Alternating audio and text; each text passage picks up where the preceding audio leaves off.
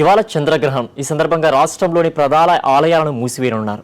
చంద్రగ్రహంపై ప్రజల్లో పలు అనుమానాలు. ఈ చంద్రగ్రహం వల్ల ప్రకృతి వైపరీత్యాలు సంభవిస్తాయని, రాజకీయ యవనికపై మార్పులు చోటు చేసుకుంటాయని అపోహలు. అయితే సామాన్య మానవుడి జీవనంపై ఈ చంద్రగ్రహం ఎలాంటి ప్రభావం చూపుతుందన్న అంశంపై స్పెషల్ స్టోరీ. చంద్రుని చుట్టూ భూమి తిరుగుతూ ఒకానొక సమయంలో చంద్రునికి సూర్యునికి మధ్యలో రావటం, అదే సమయంలో భూమి, సూర్యుడు, చంద్రుడు ఒకే లైనులో ఉండడం జరుగుతుంది. నేడు సాయంత్రం చంద్రుడు భూమి నీడలో జారబోతున్నాడు. ఇది సంపూర్ణ చంద్రగ్రహణం. వివిధ దశల్లో మధ్యాహ్నం 1:44 నుంచి రాత్రి 7:05 వరకు జరుగుతుంది. మన దేశంలో సంపూర్ణ చంద్రగ్రహణం ఎక్కువ శాతం పాక్షికంగా కనిపిస్తుంది. మన దేశం వరకు వచ్చి, మన రాష్ట్రం వరకు వచ్చినట్లయితే ఇది కేవలం లాస్ట్ ఫేసెస్, అంటే ఈ యొక్క గ్రహణం అంతమైపోయే సమయంలో అది కూడా పాక్షికంగా మనకి చూసే అవకాశం ఉంటుంది.